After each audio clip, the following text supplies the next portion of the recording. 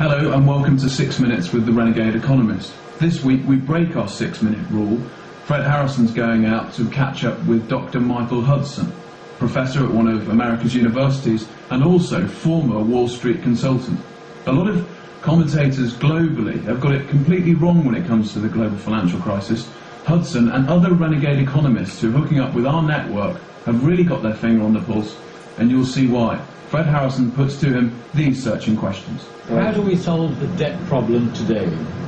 The only way to do it is to wipe out the debts that can't be paid. If mortgages are $500,000 on a $250,000 house, you've got to write down the mortgage to the market price, and you've got to have the creditors take a loss for their bad loans. Is the bailout of the banks going to solve this financial crisis? No, the bailout of the banks is only paying the creditors and giving the creditors the money for the bank loans without giving a penny of debt relief to the actual debtors who own the loans. All it means is that the government is taking over the creditor position, and it's kicking out the homeowners and throwing the... But won't the taxpayers get their money back in the end? If the taxpayers couldn't get their money back, then you can be sure that private enterprise would have come in and they would have bought the mortgages. If you have the marketplace not buying the mortgages, if you have the bank saying these are junk mortgages and this is toxic waste, how on earth can the taxpayers make money off toxic waste? Is it really a good investment for the taxpayers to come in and bail out the banks that say we've made junk mortgages and this is toxic waste and we weren't able to sell it to find a greater fool? There's no way the taxpayers can make money on that. Okay, now look, I know you've been an economist in Wall Street, you teach economics in universities all over the world actually, you're a consultant to governments around the world, and yet you think there are lessons to be learned from the ancient world, that somehow in the biblical times the debt cancellation was something that we can learn from today. In what way? Well, for 3,000 years, from Sumer to Babylonia to the Jewish lands with the Jubilee law, they all had the same policy. And when a new ruler would take the throne for the second year in Babylonia and Sumer, he had a three-pronged solution. He would liberate the debt bondsmen, he would return the lands to people who'd lost them for foreclosure, the home, the basic self-support, and he would annul the personal debts. And by wiping the bad debts off the books, he'd create a clean slate. And this was exactly the policy that was taken over in Jewish law in Leviticus by the Jubilee year. So you're now saying that there is a way to translate that history into modern economics to solve the global financial crisis? Yes, antiquity managed to last for 3,000 years without a financial bubble, without an economic bubble, and continually restoring order. And antiquity realized something that the modern economists don't. They realize that debts tend to grow in excess of the ability to pay. And when the debts did that in antiquity, the ruler would cancel the debts. Now that was very easy in antiquity because most debts were tax debts owed to the palace. And it's easy to cancel debts when the debts are owed to you.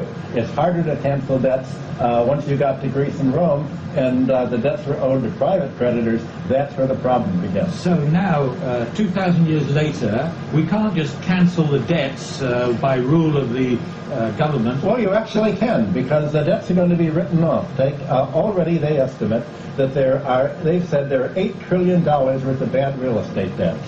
Now, if the government would have just let market conditions take their place, when Lehman Brothers went bankrupt in September, Lehman Brothers mortgages were trading on the market at 22 cents on the dollar. Now, at this point, buyers could have come in, bought the mortgages at 22 cents on the dollar, and then gone to the homeowners and the real estate owners and said, okay, we're going to renegotiate mortgage at 22 cents or maybe 24 cents on the dollar, or even 25 cents on the dollar. That would have given them a profit. They would have marked down the debts to the ability to pay or to the market price. And one way or other, the debts are going to have to be written down to the ability to pay. Otherwise, they're not going to be paid. If people can't pay more their debt, they won't be. The question is, how won't they be? So why aren't governments doing that, writing off the debts or allowing the debts to be cancelled today?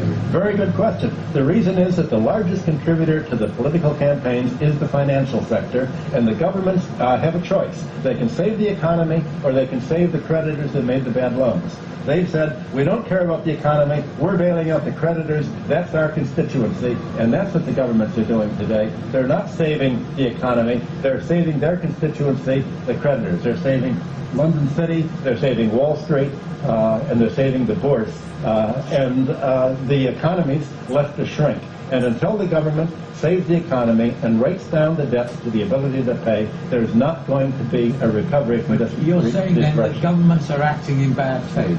They're not acting democratically. What the governments have done have been to turn from a democracy into an oligarchy. And we're seeing an oligarchy and, in fact, a kleptocracy emerge here.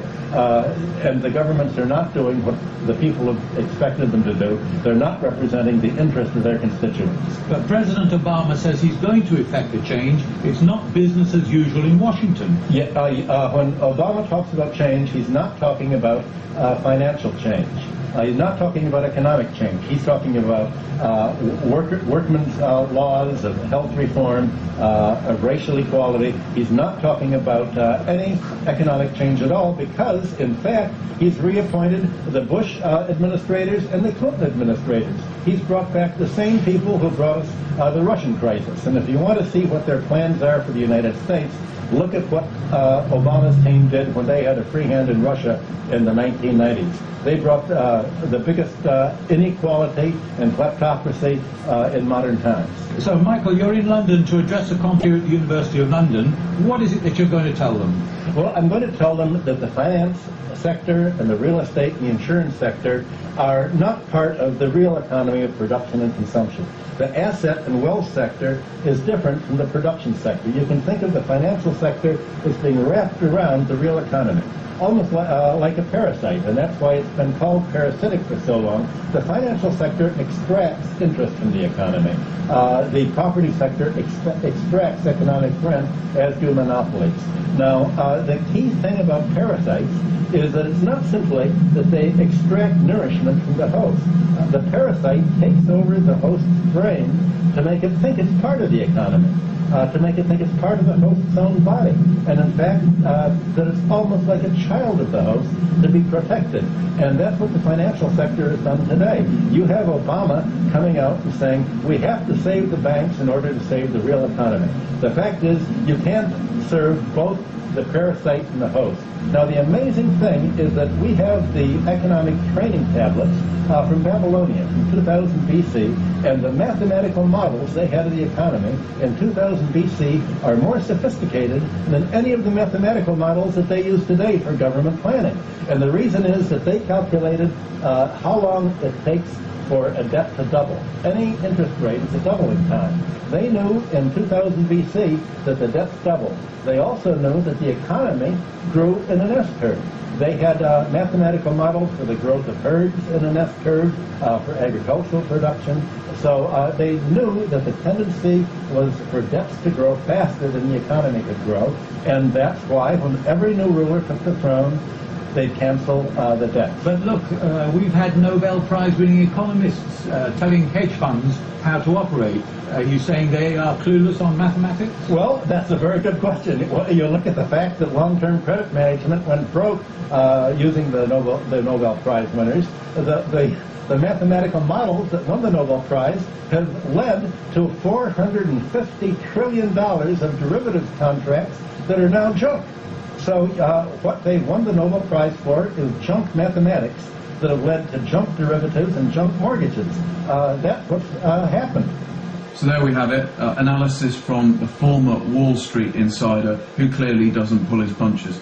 We'll be hearing more from Michael Hudson in the future. In the meantime, next week we're going to be back with the same format, so email your questions in, so I'll put them to Fred Harrison, and you can do that, contact@renegadeeconomist.com, and we look forward to hearing from you. For now, bye-bye.